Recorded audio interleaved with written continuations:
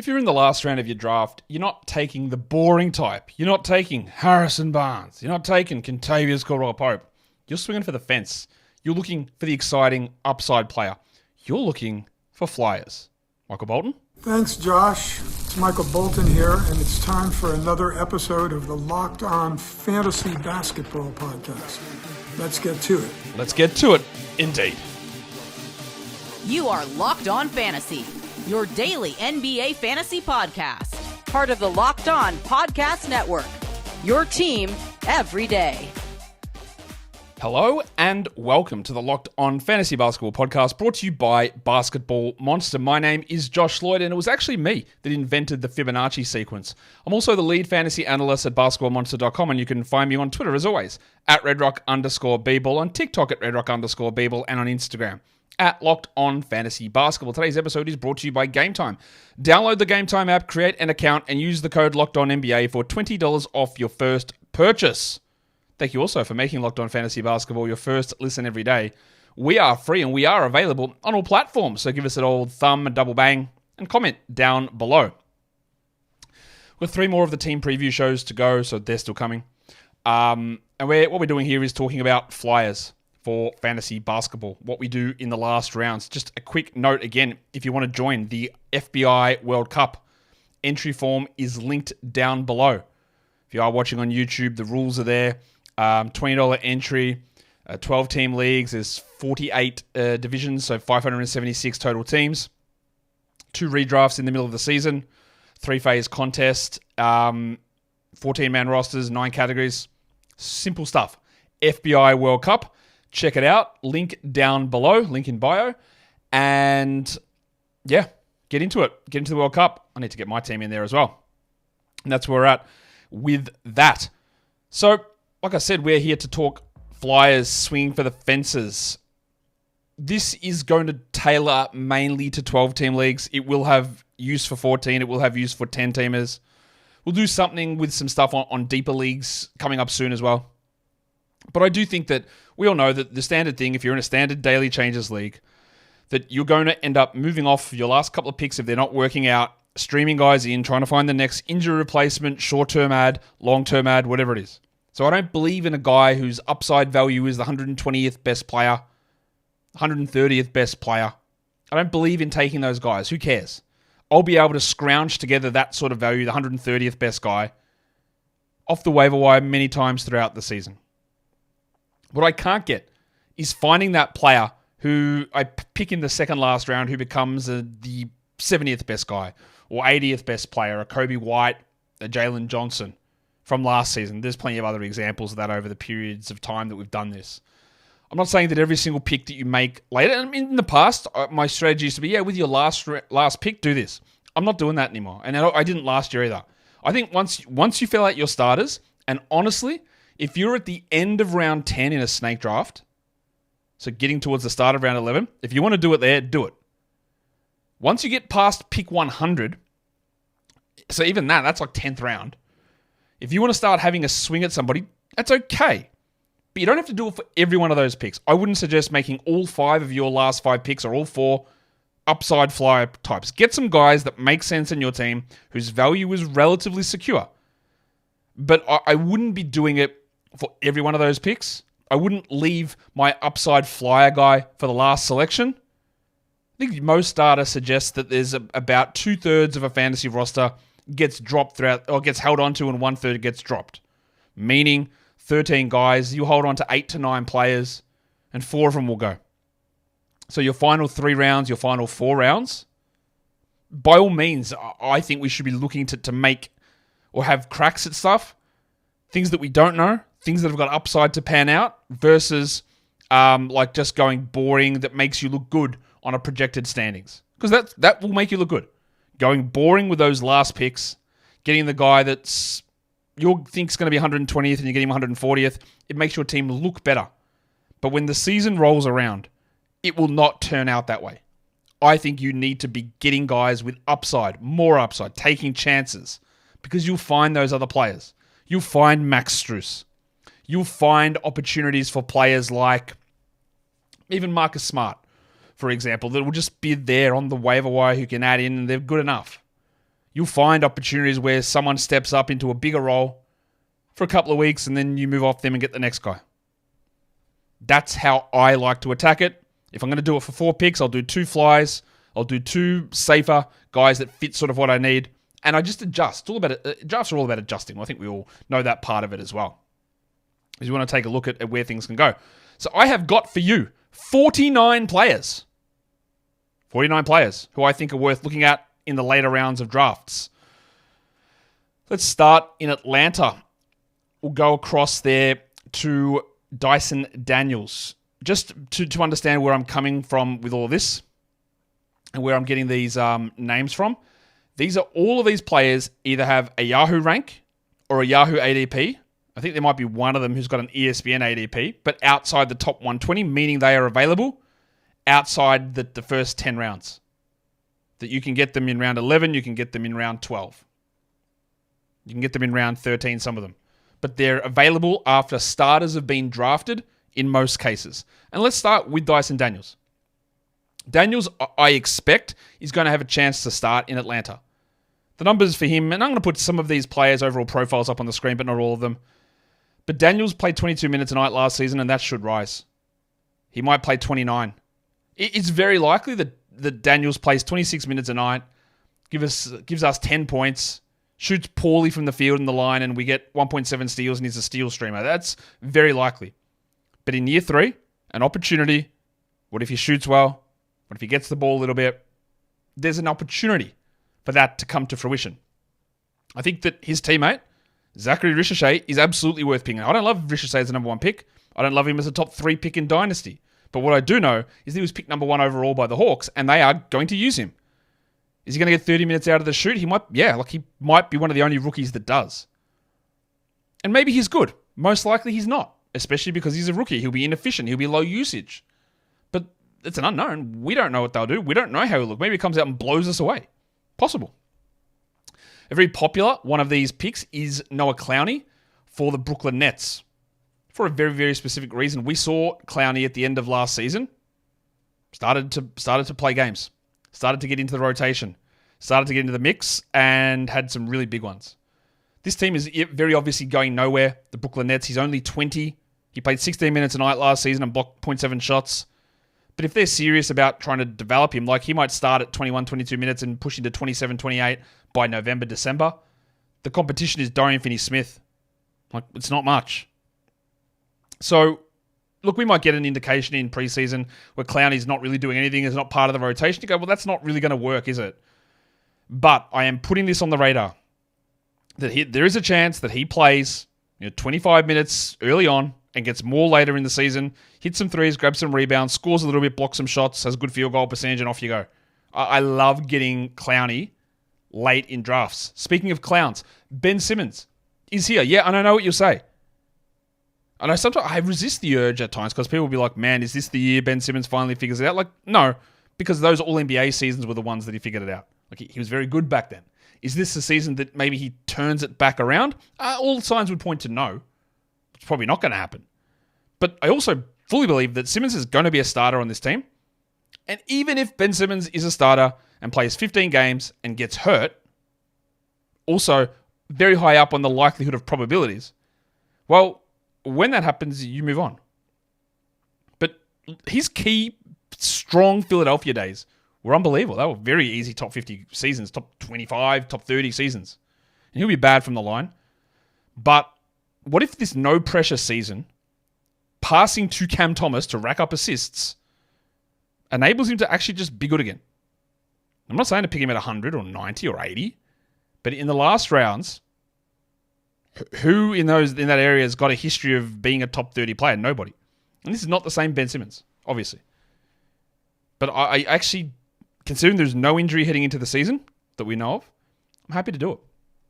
And the same with Cam Johnson. Well, I wasn't going to include Cam Johnson on this list because, I don't have real confidence in him being super strong or very good or anything like that, but his ADP was very low. So, yeah, like Johnson there's not many offensive players in this team, man. It's Cam Thomas and Dennis Schroeder. So Johnson can get up shots. He just had a lot of injury problems and he probably will again. But if nothing happens, if he gets hurt, we move on. If they decide they're prioritizing other players, We move on. But like Simmons, how many guys have got like a top 75 upside in this group or have shown it in the past? I'm going to put Big Dick Nick Richards on here as well. That's mainly because I just don't know about Mark Williams' health. We saw Richards start last season. He was fine. He wasn't spectacular. He didn't block many shots. He had okay rebounds, low usage, good percentages. It's fine. I don't know that he's a high upside guy, so I didn't feel great about putting him on this list, but he's there just to bring it up. Of maybe let's see what happens. Maybe he gets an extended run early in the season, but like I just wanted to mention that one without feeling super strong about it. That's 6. We've got 43 more to go. But today's episode is brought to you by FanDuel Sportsbook. NFL fans, don't worry about NFL fans. What about other fans? Every fan. You're watching a game. I don't care what it is. Maybe it is the NFL. Maybe it's college football. Maybe it's the NHL preseason. Maybe it's the NBA preseason. Maybe it's Major League Baseball playoffs. All this is happening. And with FanDuel, you can check those games out. You can go straight onto your app and you can say, well, I've got a feeling about something. You don't have a feeling that tonight's going to be a good night. Maybe you got a feeling that something's going to swing a certain way in a game. So you open up the app, you look where the bets are. The stats are there. The play-by-play is there. It is all wrapped up in a neat little package. It's all there, ready to go. So, get onto FanDuel. And if you're not a customer, well, double the bonus here. Because they got an unbelievable offer. $5 bet, place it, bang, done. Guaranteed money, $200, bonus bets back. That's it. You don't have to win that $5 bet. You just got to place it. And you get $200 in bonus bets. So go to FanDuel.com right now. And don't forget to gamble responsibly. So, let's take a look at the next 6 names on the list. I'm going to stand by my man. I'm going to look to Sticks. Jalen Smith in Chicago. This could easily just be a nothing burger. But I've said this a million times this preseason. I was told that Jalen Smith went to Chicago over Indiana because he believed that he had an opportunity to start. Now, the person that I spoke to didn't know when, didn't know how, or didn't know if. The how, there's 2 ways. It's benching Vooch or trading Vooch. But if Smith is the Bulls starting center, as a better rim protector and a better three-point shooter and more mobile, he is a fantasy option. Again, we might see preseason Vooch playing 1 million minutes and Smith not even getting all the backup center minutes, although there's no one really else.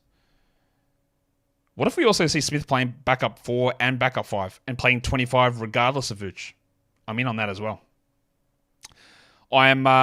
We've been burnt with Smith before when we were told he was the starting power forward in Indiana and he was bad and he got benched after about 5 games.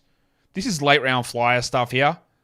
And there's easy arguments for why he'd be better than Vooch with the structure of this team at the moment. There's 3 other guys in Chicago that at least fall into some of these categories. One of them is Ayo Dosunmu, who again played 1 million minutes at the end of last season. I can't fully wrap my head around how he is going to get those minutes with Giddey, with Levine, with White, with Lonzo Ball, who's on this list as well. I don't know how Ayo plays 37 minutes a night, but maybe he does. Maybe I'm just off in figuring out their rotation. Maybe Levine comes off the bench. Maybe Levine just doesn't play. Maybe Levine gets traded immediately. I don't know. But that's where Dosunmu comes in. Also, you'll be shocked to know, don't have faith in Patrick Williams.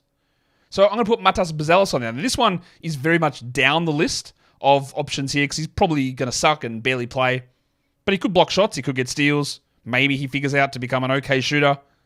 That's the one a little bit down the list. And the same with Lonzo Ball because I just don't see how Ball is going to play enough. But I wanted to highlight him here because he is healthy allegedly, but he will miss back-to-backs. He will play limited minutes for a long period of time. But his name is here.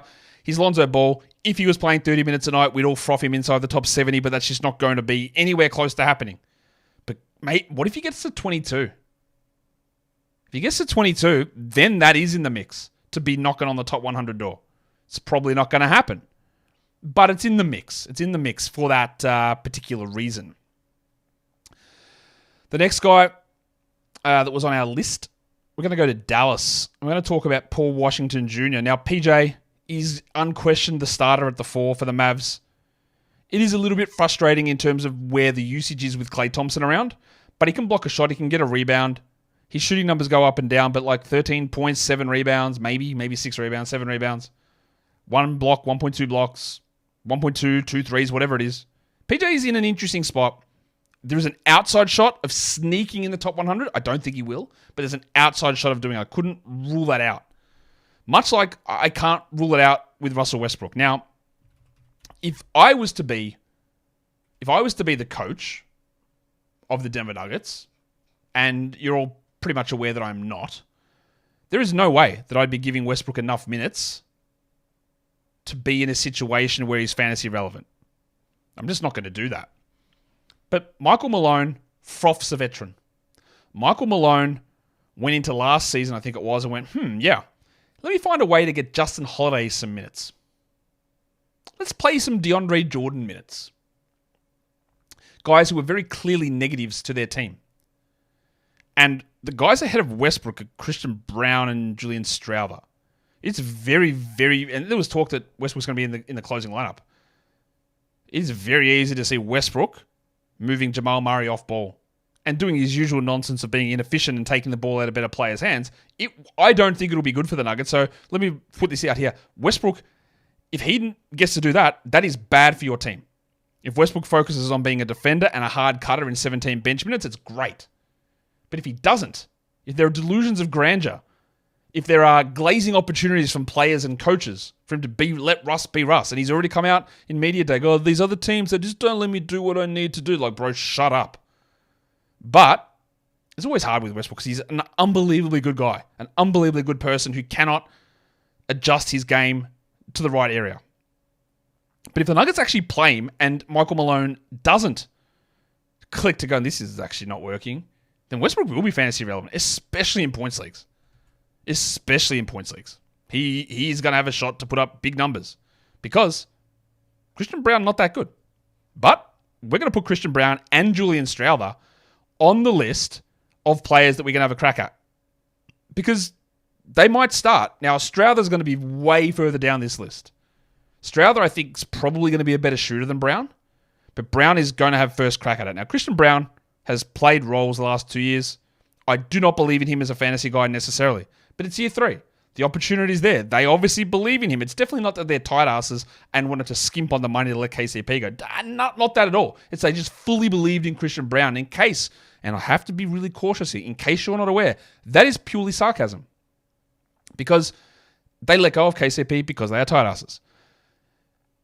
But maybe Brown is ready. Maybe he can step into a larger role and surprise us all. Very much doubt it, but it's there. Strouber, maybe he's a better option, but he's got a long way to go to get to that spot. I would feel better about this next one if I knew what the hell was going on with Asar Thompson and his lungs.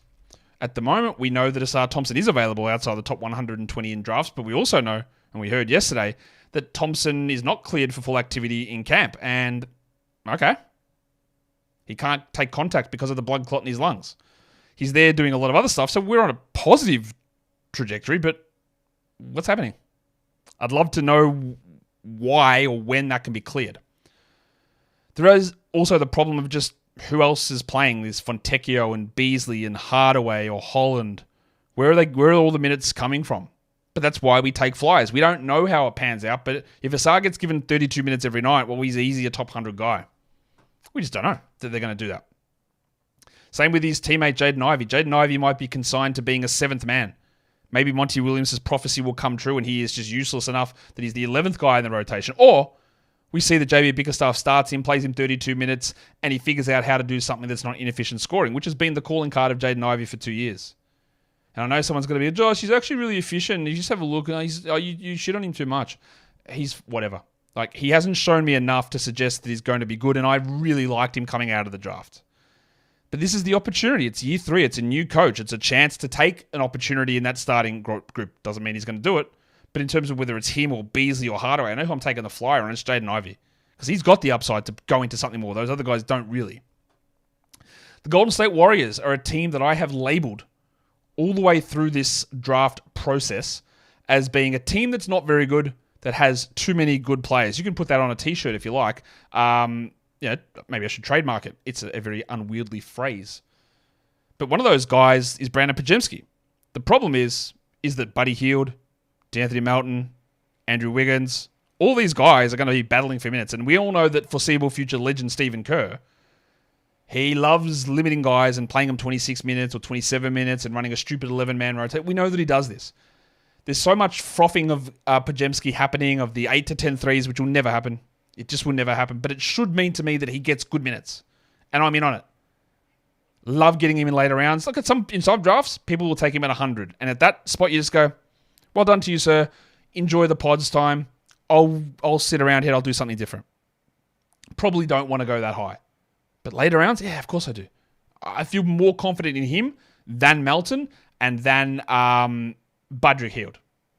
I'm also hearing a lot of positivity about Andy Wiggins. Now, Andy Wiggins historically has not been a super, super good fantasy player. Much better in points than categories. But he's had some decent runs in categories recently. And he was terrible last season. But there was a lot of talk from the Warriors again about giving him more minutes, more touches, him absorbing a lot or some of Clay's usage. And he's basically free in drafts. Yeah. I've done mocks with 14 rounds and he goes undrafted. I sit there in the last round and go, yeah, I'm picking Wiggins here, but let me just show you somebody else who I'd pick as well. I get him in a lot of spots late. And if it doesn't work, who cares? So I do like that quite a bit with old mate Andy Wiggins. I've actually got a couple more Warriors players that I'm going to get to in a sec. But first of all, today's episode is brought to you by Gametime, the old Gametime app. A new feature from Gametime is called Gametime Picks. They love putting the Gametime in there because they are Gametime. Gametime Picks, it cuts the fluff out. You don't have to look through the tickets and go, which one is good and which one is bad, and why is there 1,000 different ticket options for this event that I am traveling to solo or with my beloved partner, friend, family member. Gametime Picks shows you the good ones. It's also got other things like the flash deals, and unlike what you'd expect, unlike surge pricing, this is reverse surge pricing. It's flash deals. The price goes down the closer that you get to game time. You've got the views from your seat. You've got the zone deals. You've also got the all-in pricing option, which you can toggle on in the app. Toggle's a great word. Toggle it on, and then the price that you see is the price that you pay. No hidden fees that appear at checkout, and you go, what's going on here? It's all just set on that thing. So why wouldn't you turn on all-in pricing? You'd be pretty silly not to be fair. So take the guesswork out of buying tickets with Gametime. Download the Gametime app, create an account, and use the code LOCKEDONNBA for $20 off your first purchase. Terms apply. Again, create the account, redeem the code LOCKEDONNBA for $20 off. Download Gametime today. What time is it? It's game time. I don't know why I feel so delusional. It's like the Kramer. I feel so fired up doing this show. I really do like doing this show, but I'm a little loopy at the moment. Just thrilled with the Padres pulling off game one there easily against the Braves. Let's hope they can wrap it up in tomorrow's game. Let's get through to the next bunch of guys. Like I said, it is populated with other Golden State Warriors players, and one of those is Trace Jackson-Davis. Now, if Podziemski's going to start and play big minutes, if Wiggins is going to start and play good minutes, I don't really know where Trace fits, because that would mean Kuminga at the 4 and Draymond at the 5. Unless, what if they bench Kuminga? The outrage would be unbelievable. It'd be funny, but the outrage would be unbelievable. So I don't think that's going to happen. But if we can find a way, and I think we can, to get 23 minutes out of Jackson Davis, he's probably a 12-team category league player. The least confident one I am with is, Jesus, that was not an English sentence. I am least confident of this Warriors quartet in DeAnthony Melton. And I love DeAnthony Melton. There are times when other fantasy analysts push ahead of me. They just pop my head down and go, you stay down here, I'm really jumping up on DeAnthony Melton. And I go, that's cool, you do that. But I've loved DeAnthony Melton for a very long time. But it's always the same thing with Melton. Why won't the coach give him minutes? And at some point, I've just gone, well, that's just what's going to happen, isn't it? He's going to play 26 minutes. We're going to see the impact he has through every metric possible. And we're going to sit there and go, why is this shot-chucking, no defense loser, no one in particular, playing ahead of him? And that's what it is. But if Melton's ahead of Hield, if Melton's ahead of Podziemski, if Melton's getting 33 minutes a night, which the bung back seems hard, yeah, that would be good. So again, he's in the mix. He's in the mix for a later round pick. You have a look, you see what it does. We know he can be top 75 without even getting to 27 minutes. Just getting there is maybe the tougher part of that. Let's go to Houston. At the moment, in some drafts, and again, I'm basing this on where ADPs sit, Amen Thompson's available. Now, he has got the problem of the million of other players in front of him, but let's be honest. Who would be shocked if Amen Thompson comes out and is immediately better than Dylan Brooks this season? I feel confident in saying they will not do much with Fred VanVleet. He'll be there. But what if Amen Thompson's better than Jalen Green? What if Amen is better than Dylan Brooks? What if they can't keep him off the court and he has to play 28 minutes a night because he just makes them good? It's an easy path to get there. Amen played 22 minutes a night last season. It wasn't like Jalen was injured or Fred was injured or Dylan was injured. They were there most of the year. Amen got extra minutes at the end when Şengün went down. They played Jabari at center and they pushed everyone up a bit. And Amen sort of played an offensive role on center and defense. I love this guy. I think he's going to be an awesome player. And I love taking a flyer on him. I wouldn't go too high. I wouldn't be going into the hundreds or to the 90s to get him because there's just uncertainty of minutes limits. Well, not limits, but like the cap that might be put on by the coach. But I love what he does. His teammate is also on this list. Tari, maybe next season. Much like all Rockets players, if Eason found a way to good minutes, well, not all Rockets players, that's not true, Jason Tate. If we found a way to get Eason really good minutes, like he'd blow up fantasy with huge numbers. He'd probably go like 14 and 10, 1.7 steals, 0.9 blocks, 2 threes, bad free throws, but high field goals, and be awesome. But Jabari Smith, Dylan Brooks, Cam Whitmore, Amen Thompson, all these guys exist. There are too many of them around. I don't mind a flyer on Tari. But I also will be looking at it, and if he's playing 18 minutes a night opening night, I'll see you later. If he's not a part of anything big in the preseason, get out of here. But we love the upside. And the same goes with Reed Shepherd. Reed. Is Reed short for anything? Probably not. Number 3 overall pick. Many people would suggest after Summer League that he was the best player in the draft. I'm not ready to go there. Shooting, steals, blocks, small body. All those things are true. He does all those things. The minutes are really hard to get to. I put this name out just to throw it to you that he is probably going to be or have a very good fantasy profile. I don't think that he can achieve it this season. I just don't know how the minutes get there. But like I said with Amen, what if Reed comes in, cooks everyone, and you go, oh, he actually has to play. I don't know how they figure it out, but it is possible. I would prioritize him way behind Amen and a lot of other these guys because it just doesn't seem likely that he gets this chance. But it's there. And the last one on this list, for now, because we've still got more to come, is Andy Nembhard, who I would say is unencumbered as the starting shooting guard for the Pacers. And it's a tale of two cities for Andy, and it wasn't cities, it was parts of the season, but I wanted to reference literature. Because Andy Nembhard, when he replaced Tyrese Halliburton in season, he was not worth a sniff of a fart. Like, he was not useful at all for 10s or 12s. But put him in the playoffs, and he started, and he was great. Now, those playoff games, I think he shot 55% from 3 and 60% from 2 on numbers which are wholly unsustainable.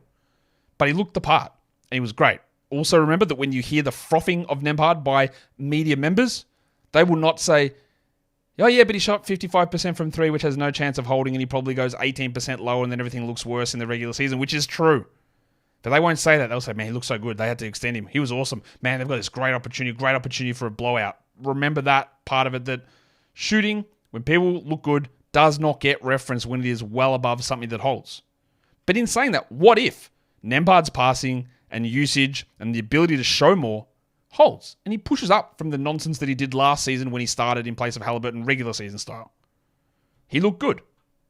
Skepticism, but he looked good. And that's what we want. There are 2 of his teammates I've got on this list as well. If Nembhard is flying, then Mathurin is not going to be one of these guys. But in the past, he's shown high usage. He's shown an ability to get to the free throw line and knock them down. He's shown an inability to do anything else. But it is also year 3 for him. He sort of needs to figure out where he's going in his NBA career and what he's going to do. And what if, like last season, he was the starter, and by the end of the season, he'd lost it to Nembhard? What if it reverses? What if it's Nembhard that struggles and Mathurin flies out of the gate? Because that free throw impact, scoring and threes, is huge if we actually get to it. And I'm going to put Isaiah Jackson on here. This more tends towards stashing leagues, weekly leagues, deeper bencher leagues, roto leagues. Rick Carlisle played Miles Turner like 27, 28 minutes a night last season, and I believe that Isaiah Jackson will lock down the backup center role. The 2 other guys are Jahlil Okafor and James Wiseman. I know they were both top 3 picks, but they're also top 3 busts. Very obvious top 3 busts, and they're bad. They have been bad their entire career. Jackson, if he played, like if if old mate Turner plays 27 and Jackson played 21, honestly, he'd be usable just with that. That's unlikely because they can go to Toppin or Siakam at center as well. But there is an off chance that like Turner just stays at 27 and we get 20 of Jackson, or Turner is hurt, or Turner is traded. Almost definitely not, but who knows? I'm intrigued with Jackson. I've got Kevin Porter Jr. on this list as well. This is mainly with the Kawhi knee surgery. Now, Kawhi claims that he's going to be ready for opening night, but you know what? I wouldn't believe a single thing that guy or that organization says about his health. Never in a million years. I do not care. There is a documented history of lying regarding these knee injuries for Kawhi. So I don't believe it. And if Kawhi is out, and Kawhi is almost assuredly going to miss back-to-backs all season, and I would expect be ramped up minutes-wise through the start of the regular season, well, there's not many shot generators available. And Porter is one. Still no word if he's getting suspended, so I'm guessing he's not. So Porter's probably going to be able to get in and play decent minutes. Now, he's got to have Terrence Mann and Norman Powell, who are just nothing players from a fantasy point of view. And that's why I'm not as interested in them. Like, Powell can get you some scoring if he plays 32 and Kawhi is out, but otherwise it's relatively empty. But Porter can do a number of different things. So if we see it's heading towards Mann and Powell way more, and Porter plays 19 minutes, then that's not interesting. But if it becomes a battle, and Porter could get that role ahead of those other two guys, well, then we start to get interested. Zach Edey. Zach Edey is a player that I do not particularly like as a long-term prospect in the NBA. I think his sluggishness of foot could be a problem. Every clip that's shown of Zach Edey is three-point shooting propaganda. It's everywhere. I don't know why it's everywhere, but it is. And that's what's happening, which is good. And now, Jaren Jackson's pinged a hammy in training camp. So I think that even if Jaren is ready opening night, and I think he will be, I wouldn't make any adjustments to Jaren's value.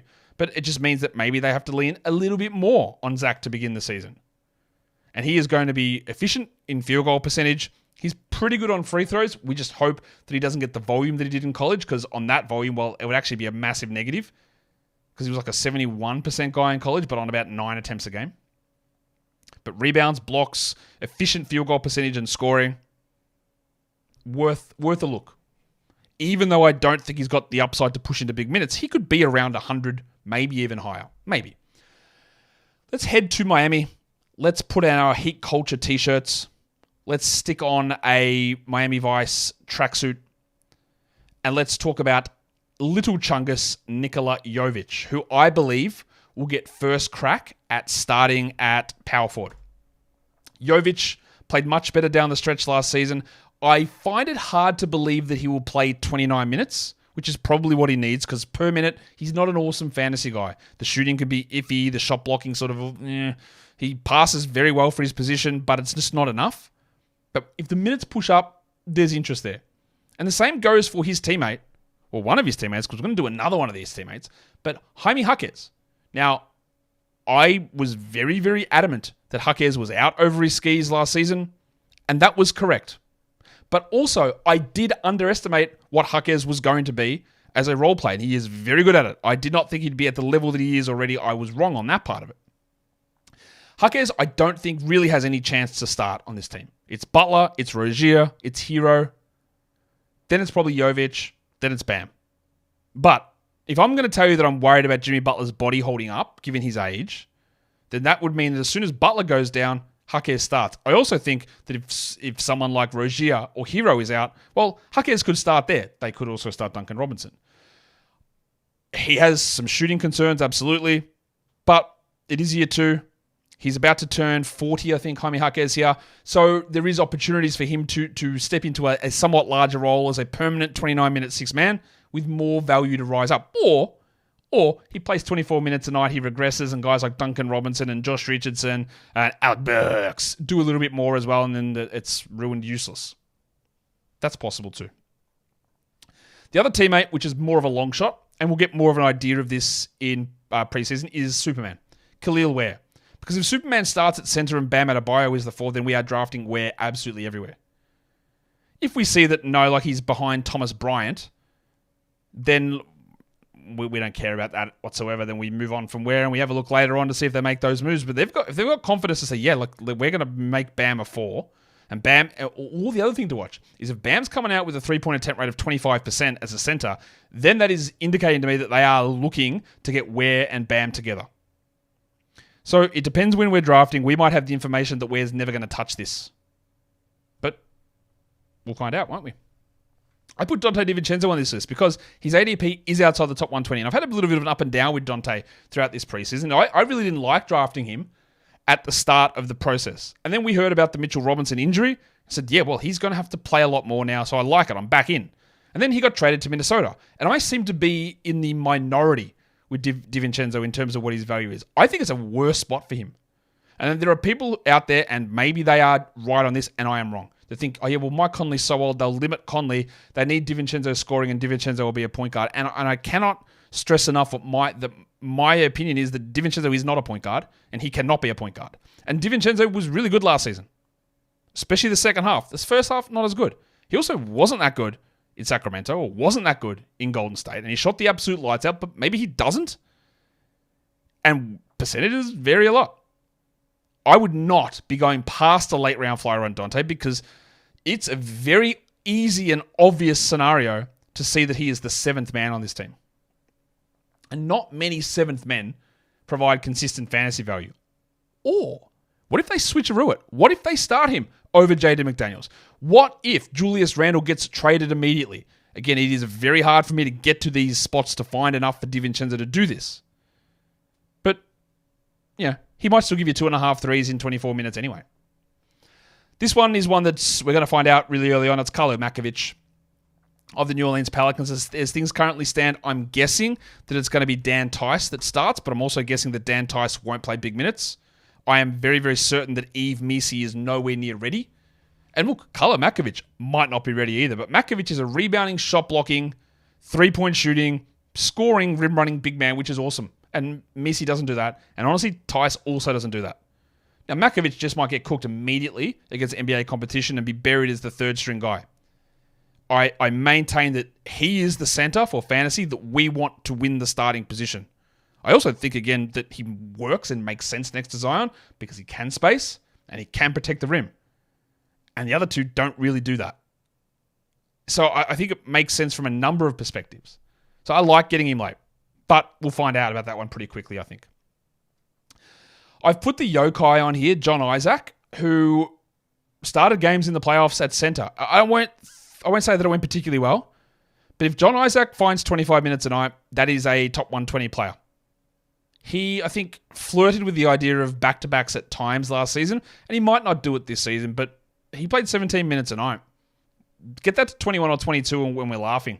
You might get 1.3 steals and 2 blocks with 6 rebounds and 9 points.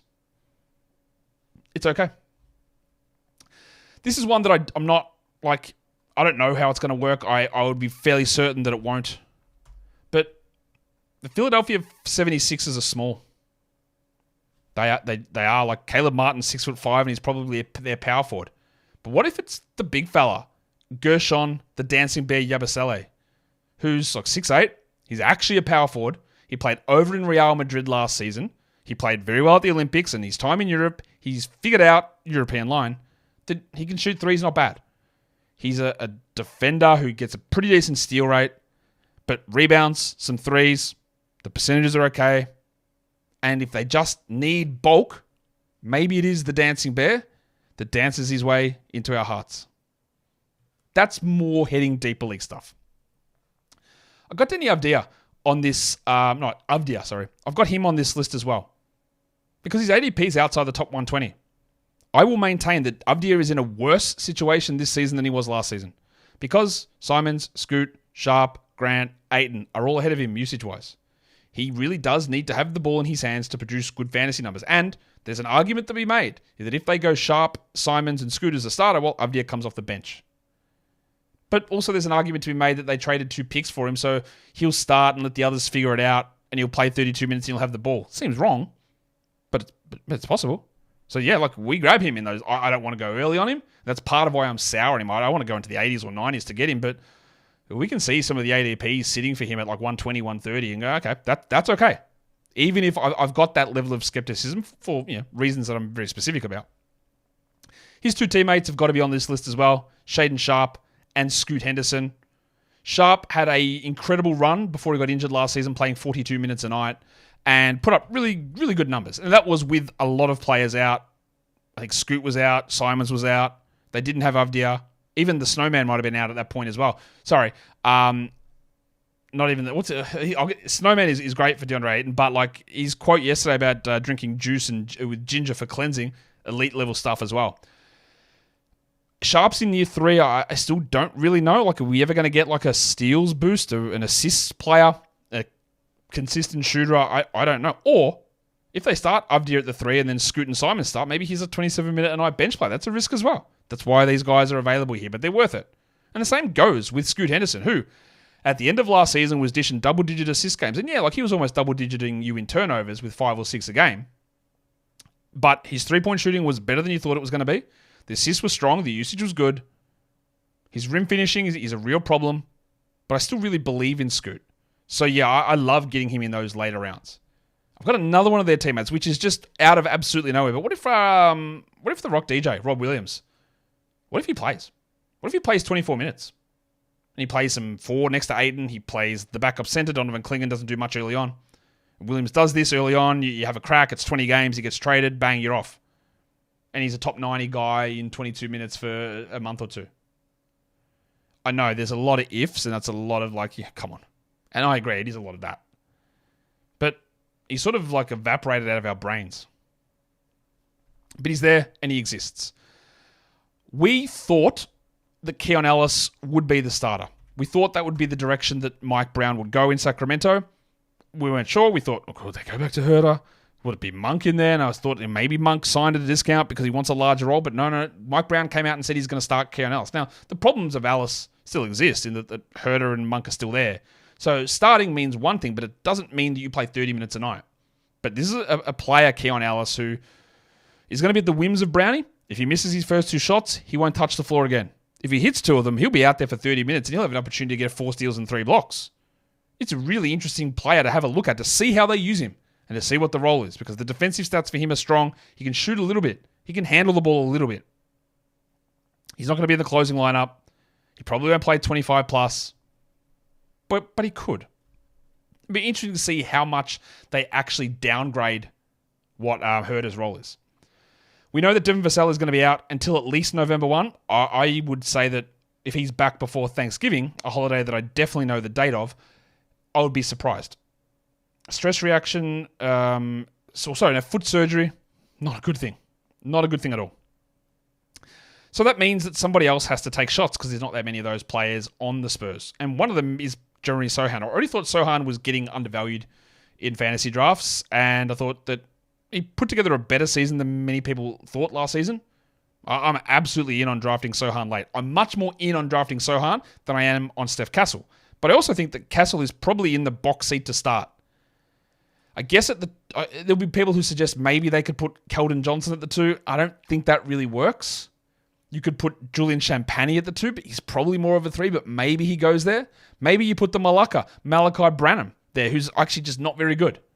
If they actually believe that Castle is good, and they do, I don't, they do, and they play him 30 minutes, well, there's a chance. Now, the problem is he's probably going to be playing off-ball with bad percentages, not super high defensive stats despite being a good defender, and that translates to fantasy garbage. But and I didn't think the opportunity would be there for him, but it's opened up. So here we are. There is going to be an opportunity, and opportunity is what we want to take a look at.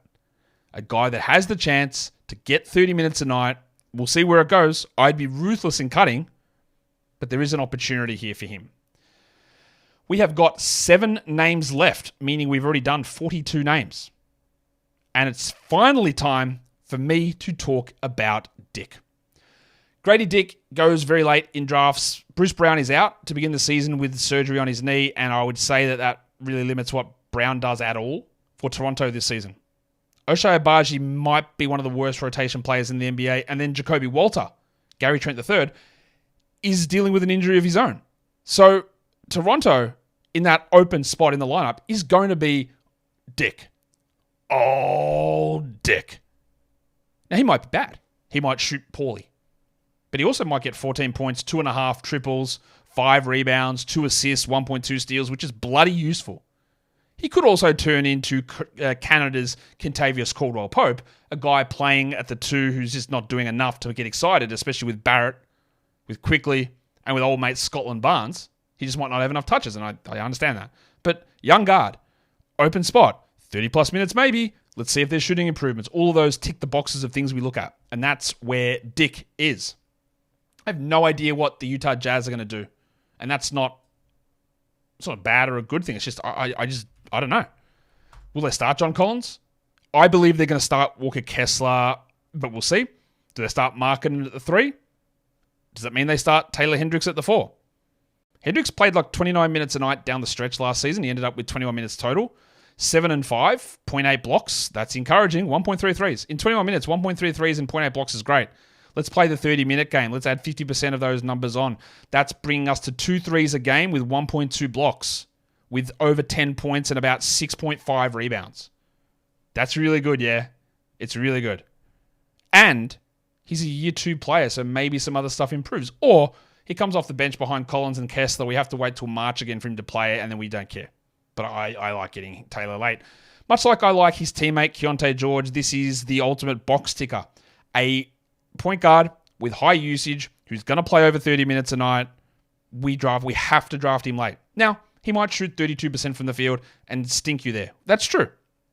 And if you're not in the punting field goal business, you could move on because this is a late pick. But you don't find many 17-point, 2.5 3, 4 rebounds, 7 assists, 1 steal, 85% from the line, upside players just sitting around in thin air. They don't exist. And we don't have to wait for actually something to happen for him to get the minutes because he's going to get them. He's going to start. Who the hell else is going to start? Like, he's going to start. This is a no-brainer to select Keyonte George late. This one's maybe requires more of a brain, but Cody Williams. Now, Cody Williams, player, Jalen's brother. So you can ascribe whatever brotherly characteristics onto him you want. Well, Jalen improved so much, so Cody will. I don't necessarily believe that that's part of it, but you know why. Like, not you know why, but you can think however you want. That's not how I evaluate what Cody Williams does, but what I do evaluate with Cody Williams is that who the hell else in this team is a 3? Markin is not really a 3. Bryce Sensible is not really a 3. So what if they decide that they're not going to start Hendricks? Williams impresses so much. I saw Tony Jones, really, really good beat reporter, plugged in that said if the Jazz had pick 1, they probably would have picked Cody Williams, which seems a little Danish backhandy of like, yeah, that's what the organization said and they've rubbed this guy up, and that could be possible. But what if they find 30 minutes for him immediately? Now, I think if he played 30 minutes, he'd average like 11 points with 4 rebounds, 2 assists, a steal, and 0.5 blocks, and be like, yeah, Jalen Williams' brother, Kentavious Caldwell-Pope. But there is a pathway. There is something. He had hot shooting in college. He had bad shooting in college. He had passiveness all the way through. And then he went to Summer League and was passive. And then something clicked. And he really started to explode. I think he's going to move passive more in the NBA. But he's got to be on this list. And so does the number 2 overall pick in the draft, Alex Sarr. Sarr, I expect will start next to Kyle Kuzma, but it is possible that he comes off the bench. And yeah, like I think if he shoots 11% from the field, then we could feel pretty worried about him being a good player at all at any point in the future, which is what he did in Summer League for like 3 games. He also averaged like 4 assists or close to 4 assists with 2.5 blocks. But of course, it's very easy to shit on someone. Well, you know what? Maybe it's not. Never be in that spot. It's very easy to verbally criticize somebody by, look how bad your shooting is, when we've already got a negative parts built up about him. You didn't want to play at center, you're soft. You didn't want to go to Atlanta, you're soft. And I understand all of that. But if he gets 30 minutes a night and gets 13 points, and maybe it's 41% shooting, but 13 points, 70 from the line, 6 rebounds, 2 blocks, 2 assists, 1.5 threes, I'm in. What's that meme? You son of a bitch. I'm in. I love getting him late. Not often that you get the first 2 picks in an NBA draft draftable outside the top 120, but that is how bad this draft class is. The second last name on this list is Alex Sarr's teammate. And it's not Corey Kispert because he's bad. It's Bilal Coulibaly. Now, Bilal had the chance last season to start in some games and just was bad. Steals and blocks were okay, But the percentages were bad. The usage was bad. He got hurt. He just couldn't do anything. But it's year 2. He could really step up. I expect that Bilal starts. I expect that he plays 30-plus minutes. I don't expect that he's a big usage player at all. But I do think he's got a really nice position to be able to put up good numbers. And it's what this is about, isn't it? It's about opportunities. It's about finding the right players and finding the right situations. And I think that's where we're at with Bilal there. With just that little bit of upside of things we might get excited about. And the last one, he gets a page all to himself. It's Carlton, Bub Carrington. Now, there's a lot that has to happen here. I really like Bub. I think Bub might end up, definitely for fantasy, better than Bilal, clearly, for fantasy. But there is Brogdon, there is Poole, there is the aging physique of Corey Kispert. But what if they work out a way that Brogdon doesn't play that much and Carrington's ready? Now, he's probably more in the, I'm going to stash on an extended bench and let's wait to see that Brogdon plays 10 games and then is done. And Bub becomes irrepressible like the way we waited 8 games for Taylor Horton-Tucker to disappear in Utah last season and then George got hurt 2 games later. But Carrington's at least in that mix. Now, as you can see, there are 49 names that I put up here, and some of them are like, yeah, like you do take Keyonte, you do take Scoot, you do take Noah Clowney. Like, you take these guys because the path is there. We can see it. Denny Avdia. We see the path. We see how it can work. We've seen it happen. Whereas Bub, you go, well, maybe it happens in 2 months, and there's a million things. There's a lot of different things around it, and there's different levels to this. But I like Bub. I think he's more of a year 3 player where he's a top 100 guy. But I'll put him on that list just in case until we find out exactly what is going on in Washington, which is a question that can be asked in many different contexts. And that brings us to the end of the old fence swings, the late round picks, the Fliers. If you're on YouTube here with me at the moment, who do you want to take in your last rounds? Because obviously you don't have 49 picks in the last rounds because that's a pretty big draft. So who do you like? Who are you going to take? How crazy did I appear in this episode? I felt like I was crazy. But anyway, give it a thumb up. Leave your comments down below. Guys, we are done here. Thank you so much for listening, everyone. See ya.